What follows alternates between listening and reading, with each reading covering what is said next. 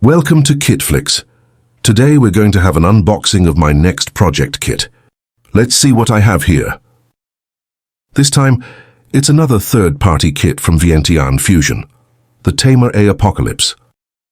Vientiane Fusion, or Moxiangjubian, is a relatively new but buzzworthy Chinese manufacturer in the world of 1/100 scale mech plastic model kits, particularly known for their original design. The tricky part about many smaller new Chinese third-party model kit manufacturers is their precise founding information can be difficult to pin down. They often operate with a lower public profile compared to huge established Japanese hobby companies. However, based on the product history and enthusiast discussions, we can determine the time frame for their entry into the market. Vientiane Fusion appears to have started around late 2022 to early 2023. Their presence is entirely defined by their flagship kit, the 1/100 Apocalypse. The timeline for that product's public life gives us a strong indication.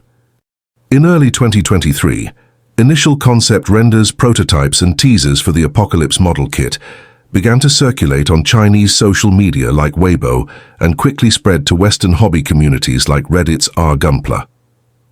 In 2024 to present, they have followed up with variants like the black variant I have here, and expansion sets the White Phoenix for the same core design, solidifying their market presence. The 1/100 Apocalypse is the kit that put Vientiane Fusion on the map.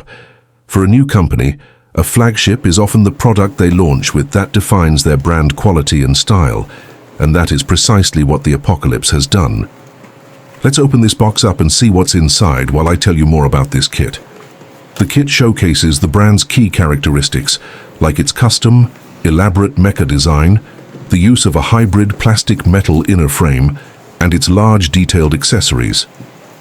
While the Apocalypse is their focus right now, there is an indication that they are planning a second major release. In a few places online, another model kit is listed as a pre-order with the name Meteor.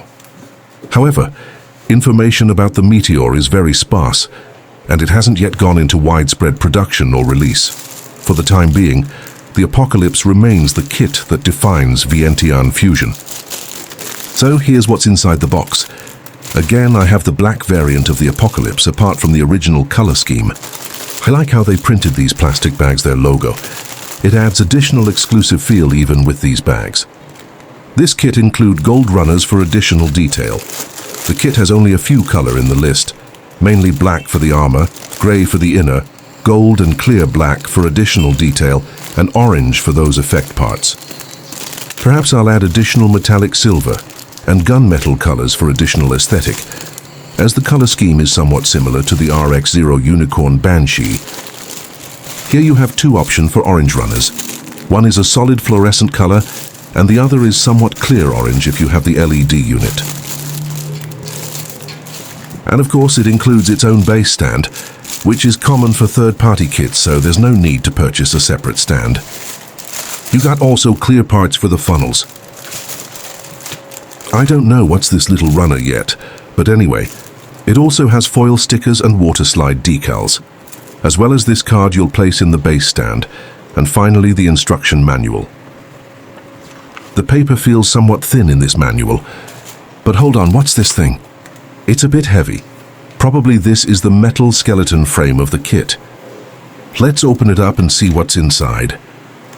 This kit, by the way, has 41 runners plus 2 additional for the orange variants, 8 metal alloy parts, 2 metal weapon rods, with a total of whopping 913 parts excluding the metal alloy. If you include the extra 2 runners, the total will be 985. Okay, there are 2 metal rods in here. Feels solid, but it's not like it is impervious to bending.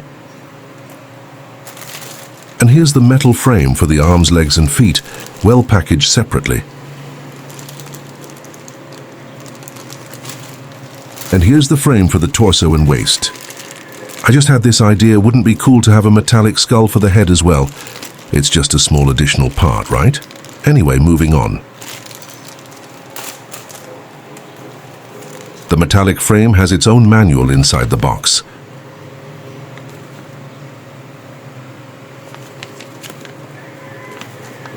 My apologies for the ambience. There are lots of stuff you hear in the background. Let's go back and see the instruction manual. It has an English translation, which is cool, but since this kit is originally from China, you can expect in third-party kits instruction manuals to have a bit of misspellings and grammatical error.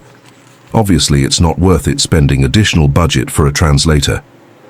In addition, you can use the box itself to be an organizer for the runners while building. See the slots on the side. The manual has an impressive detail when it comes to the drawings. You can see the mechanical details they put in this kit. Also, this is the first time I see a full color print for the decals. I'm so impressed with the design of the dorsal ring. It's like those space colonies in the Gundam series.